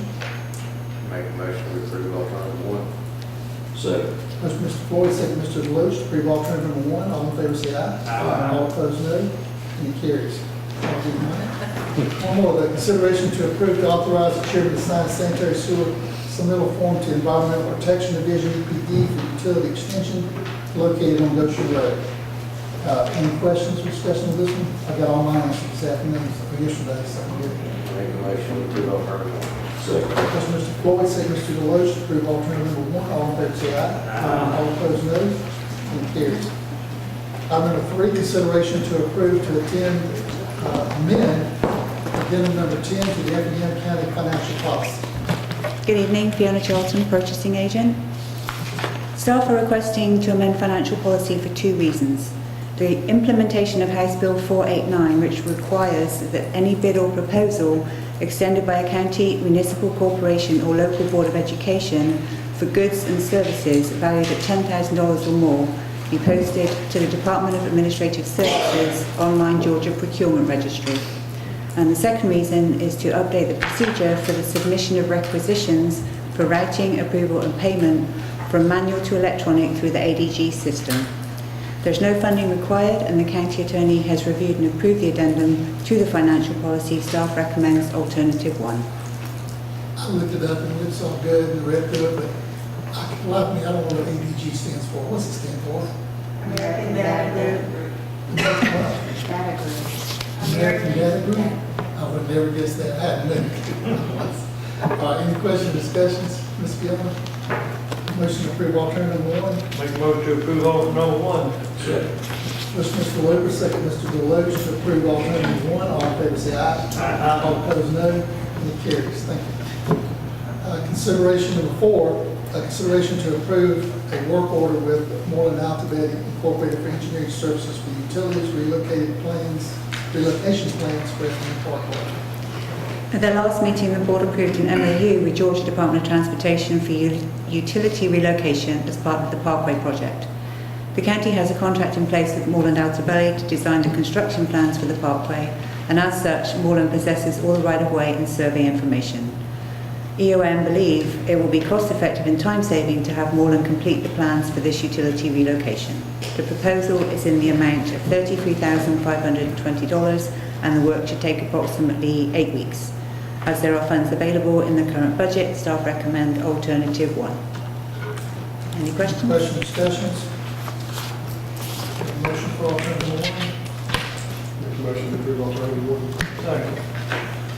Motion by Mr. Burdette, second Mr. Logan, to approve alternative number 1. All in favor say aye. All opposed no. It carries. Item number 5, consideration to approve a proposal and issue a contract and notice to proceed to Peak Paving Marking LLC for Old Augusta Road restriping. As much of the striping along Old Augusta Road has deteriorated and the majority of the centerline raised pavement markers are missing, staff were directed to issue a bid to restripe and replace the RPMs along parts of the road. An invitation to bid was issued, advertised in the usual places, and sent to known vendors. A mandatory pre-bid meeting was held and was attended by 3 vendors. Bids were received from all 3, and the bid tab is in your packets. The lowest responsible bidder, Peak Pavement Marking, responded in accordance with the invitation to bid and provided the required documentation. Their bid total is $56,454.50.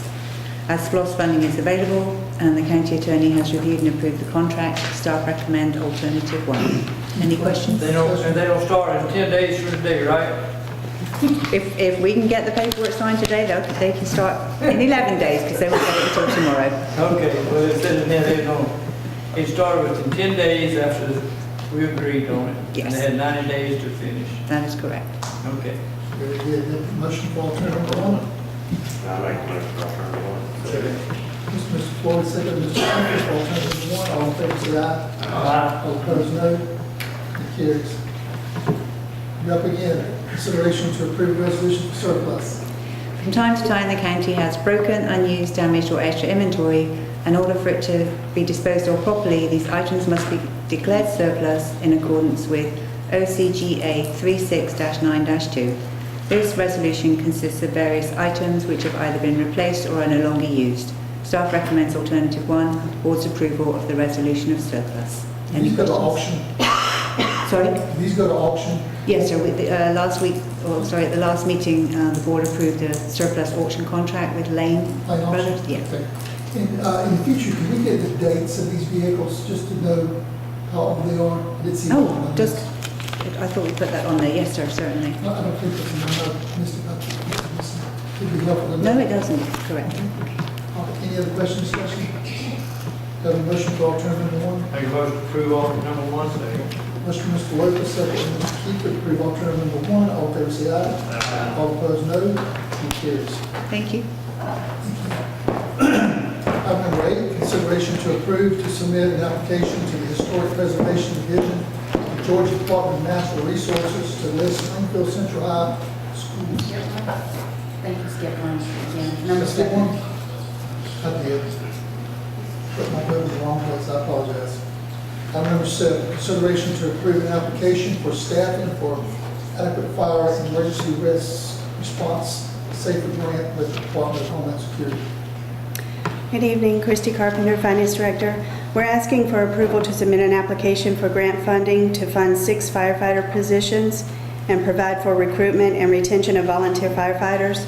The grant is a 3-year cost share. The first 2 years, the county will pay 25% if awarded. The 3rd year, we would pay 65%. The application deadline is March 22nd, and staff recommends alternative 1. I think it's excellent. It's a good way to provide better fire coverage and care in the future without having to have all the cost up front. Gives us a little time to plan for it. I love the safety grants. It's good. Any thoughts, questions, comments on this? Because there is some cost to us. It's just more in the future than current. All right, Alternative 1 is recommended. Do you have a motion? Make a motion to approve alternative number 1. Motion, Mr. Kiefer, second, Mr. Burdette, to approve alternative number 1. All in favor, say aye. Aye. All opposed, no. It carries. Now, number 8, consideration to approve to submit an application to the Historic Preservation Division of the Georgia Department of Natural Resources, DNR, to list the Springfield Central High School. Yes, sir, we're asking for approval to submit the application to list the Springfield Central High School on Wallace Drive onto the National Register of Historic Places. If accepted, the listing will encourage preservation and make the property eligible for federal grant funding, but it will not place any restrictions on what the property owner can do with the property. So should the board later decide to sell or modify the property, you would be at liberty to do that. That was the only question I had. And the question, I've got an email from Miss Olivia Head, National Register Specialist. Stephanie got this email for me.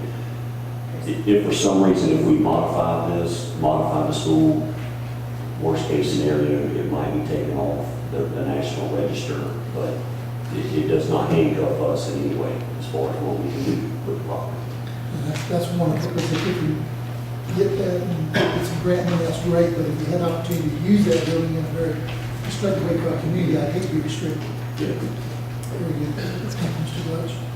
You have a motion for alternative number 1? I'll make a motion to approve alternative 1. Second. Motion by Mr. Deloach, second by Mr. Kiefer for alternative number 1. All in favor, say aye. Aye. All opposed, no. That carries. Thank you. Thank you. Number 9, consideration to approve a final plat and warranty deed for Timber Creek. The reserve subdivision located off of Long Pond Road, map number 462, number 3. The form is to list begins in your additional material folder. The final plat is not provided and it's not included in your material, so it is in that folder for your vision.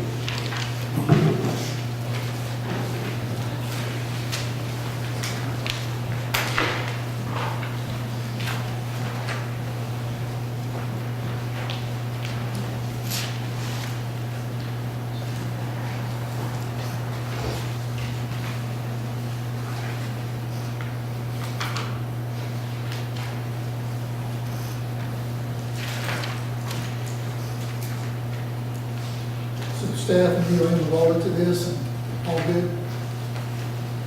Yes, we have a letter from Dan Fee, and we have engineering staff inspect the right of way and final plat and recommend approval, and then the security deed has been presented. And we reviewed final plat checklist, and all documents are in order. There were a few lots at the beginning of the subdivision that were pre-existing, that are homes. Not that it would affect this, I just don't know. If we look and see if they were having some issues getting access, was all that resolved? I think it has been. I didn't go myself, but Sorry. Dan McPhee went out and looked at those. There was 2 homes on the left going in there.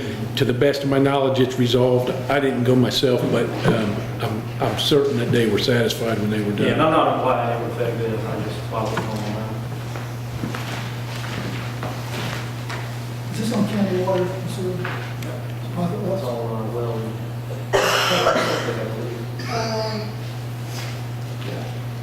Private well is up before. Any other questions or discussions? Have a motion to approve alternative number 1. Make a motion to approve alternative number 1. Second. Motion by Mr. Kiefer, second Mr. Loper to approve alternative number 1. All in favor, say aye. Aye. All opposed, no. It carries. Item number 10, a new business consideration to approve a letter of support to the Georgia Department of Transportation of designation of proposed U.S. bicycle route through Effingham County. Yes, sir, Mr. Chairman, you and Commissioner Carter were not present, Commissioner Burdette were not present, but I brought to the board this information at our last meeting. I was contacted by a member of the CRC. They are requesting a letter of support or a resolution be approved approved by the counties that this route is affecting. They will submit their application once these letters of support and resolutions have been received. And the date of their submittal for this application for the deadline is April of 2019. So staff has drafted a letter of support to be signed by the chairman. Staff recommends approval. Any questions or discussions? Make a motion to approve. Motion by Mr. Loper, second Mr. Loach, to approve alternative number 1, which is staff recommendations. All in favor say aye. All opposed, no. Motion carries. Item number 11, the final item of consideration to approve a location agreement with the Historic Effingham Society for the use of Early Street House. Yes, sir, this is the annual Old Days in Effingham event. It's going to be held on Saturday, April 13th. This location agreement encompasses the use of the Early Street House. It's a location agreement that was previously approved and prepared by the county attorney. They will pay a fee of $25 for the use of the house on that day. Staff recommends approval. Questions or discussion? Motion for alternative number 1. Motion by Mr. Burnett, second Mr. Floyd, to approve alternative number 1. All in favor say aye. All opposed, no. It carries. We move to reports from staff and commissioners. Do you have anything for us tonight? I'll be presenting you with a summary of activities that I've been involved with, and would invite you, when you receive that, to call me with questions and more detailed information, and simply some of the key, not some of the, what I would consider mine, some of the key items that I've been involved with. Some of them are already with, some probably not. Ms. Stephanie? If you have it all in front of you, I'll just run through the list really briefly. There's a Good Scout breakfast being held on Thursday, March 24th, and it will honor Mr. Herb Jones. It's at 7:30 at Career Academy. You will need to RSVP for that event. Robert Civil Engineering presented an invitation for a luncheon that's going to be held at the King and Prince on New Road Resurfacing Process. That's on April 18th from 11:30 to 1 p.m. Again, the chamber is asking for nominations to fill 3 of the board of directors seats. They're asking for these nominations to be received by March 27th. So if you have anyone that you are interested in nominating for one of those seats, please let me know as soon as possible, because it will need to go on our next agenda on the 19th. What seat is that now? The chamber. Okay. And lastly, this is the most important one. Chick-fil-A is having their ribbon cutting and grand opening on Thursday, March 28th at 9 a.m. If you all are available, 24 hours before that, and you did not get there more than an hour before that. 2 days. Or they were disqualified. What time? They said that, really, they said, and 1 hour before, 24 hour period, or they may disqualify. If you camp out, the first 100 people will get one Chick-fil-A fried drink for What time's really? It's at 9. I invite you to bring your tents, your tent bag, or anyone So what that. happened there was my finals. Just so you know, if there's more than 100, they're gonna take a, they'll get, the first 10, I think, or something, they can take a lottery over us. I'll have to put the name in, they'll draw them out, that's how they do it. I know this is my wife's research, she's coming to keep that.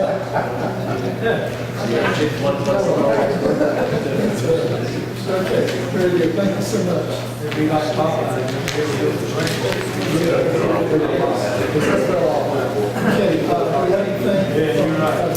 Zoning director, anything from our chief, human resources, and our staff finance? Okay.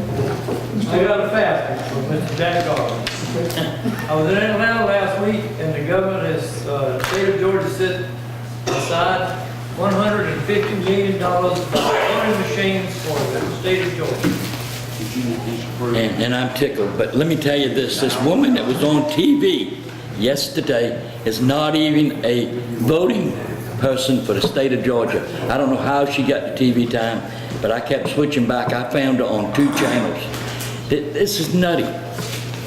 And if we used the paper ballots, it cost us almost 3 times the amount of money. It's crazy. They're doing the right thing, even though they're on the dark side of the party. They told us now it was no work, so it won't be. It's gonna work. It'll be perfect. Yeah, but you know, these people just coming out of the woodwork and getting in front of TV, and I don't understand it.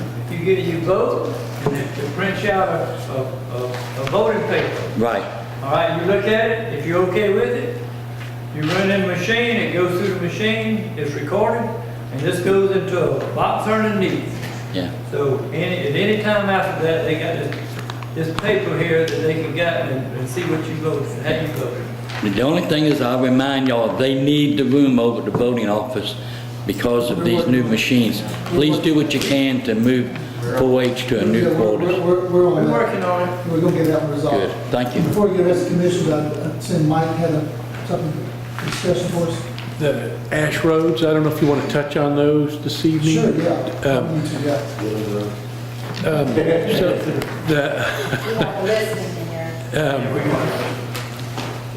the cover is just kind of a little bit of a history, how many miles were in the original assessment, storm damage. We've completed repairs / surface treatment on 24.4 miles to date. The second page, I think, maybe the most important for this point in time, the order in which we're proceeding with the list through the summer. And so we just wanted to make everybody aware.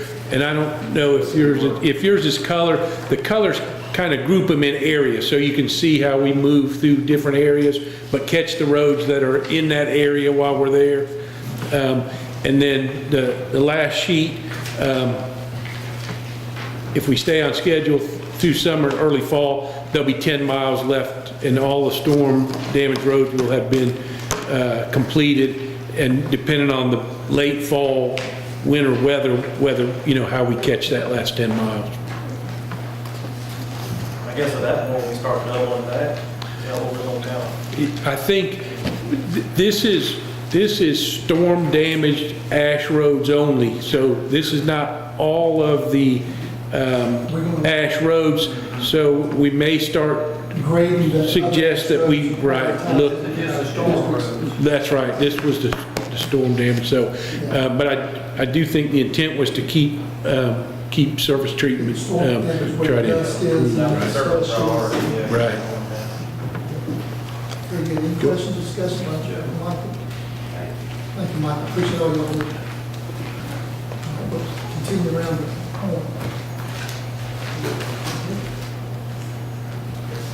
I've got some notes for executive session, but one I just want to bring up and see if we can get a couple of dates, possibly even here tonight, or we need to get them pretty quickly. If you remember back when we approved that on one sheet for the city of Springfield, so we could get the grant, all the cities and the counties came together, at least one representative from each area. We said, we know we need to readdress our service delivery.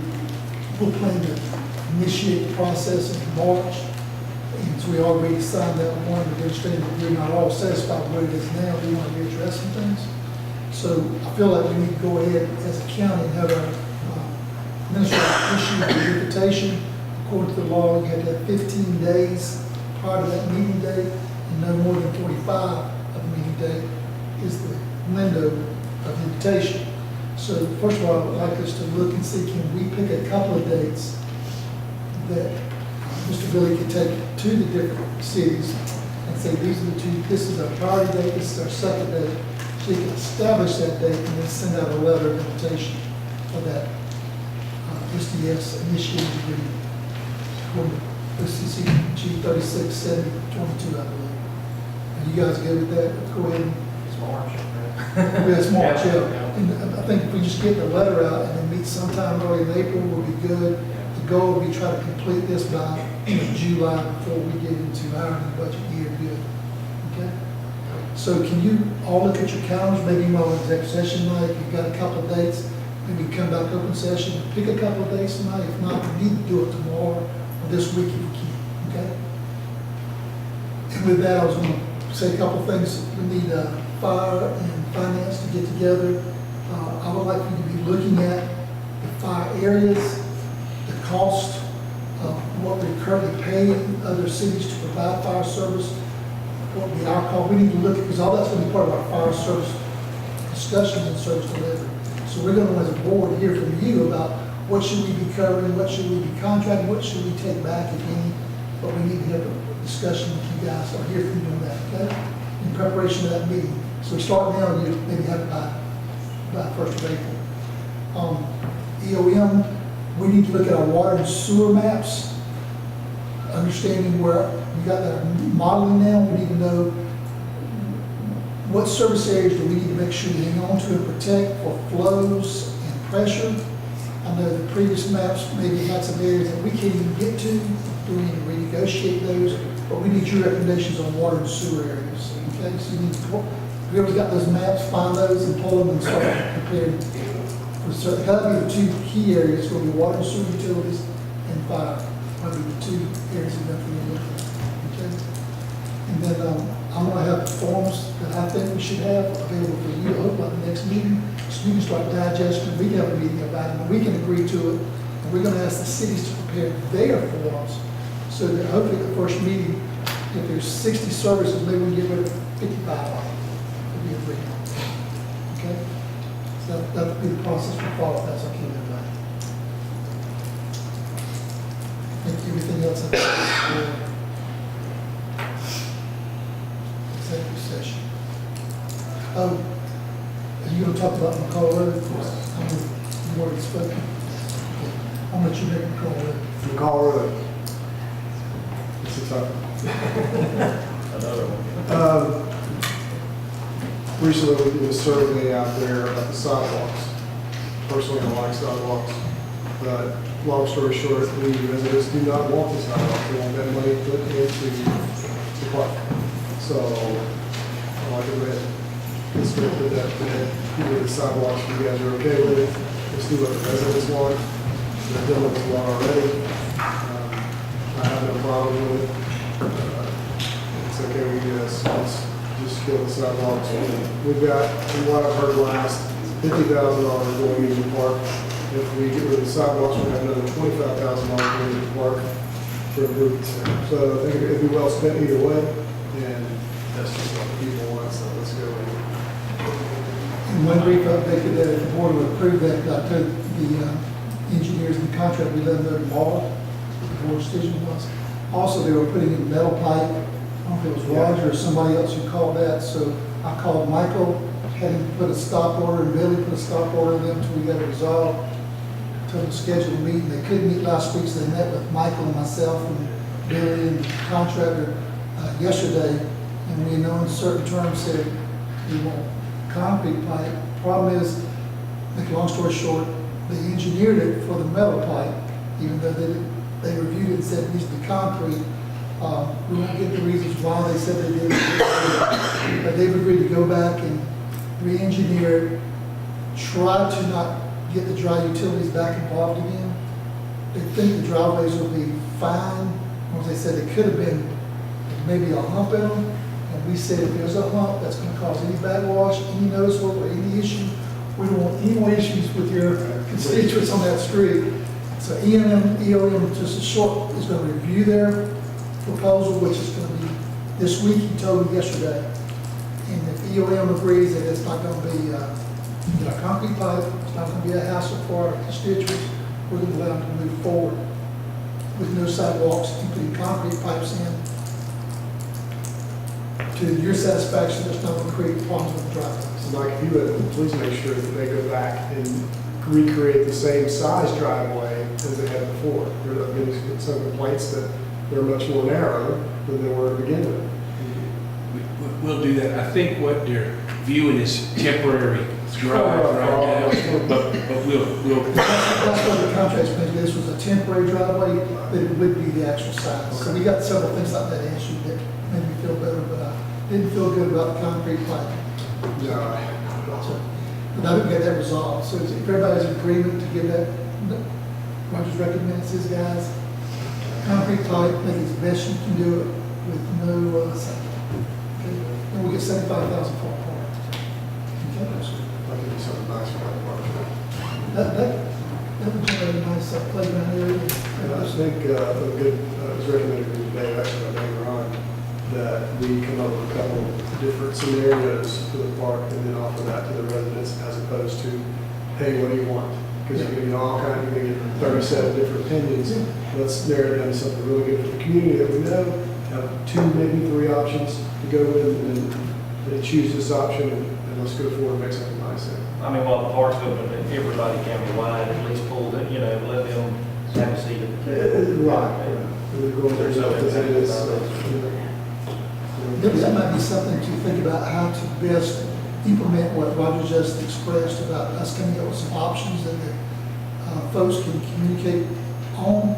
Would it be best for to get 1 or 2 citizens to meet with rec and parks or whatever and board member, or would it be, but come up with a process by which we can decide what's a good recommendation from the board with input from the community without getting 26 citizens that give us 26 ideas. Narrow the process, I think, because something better.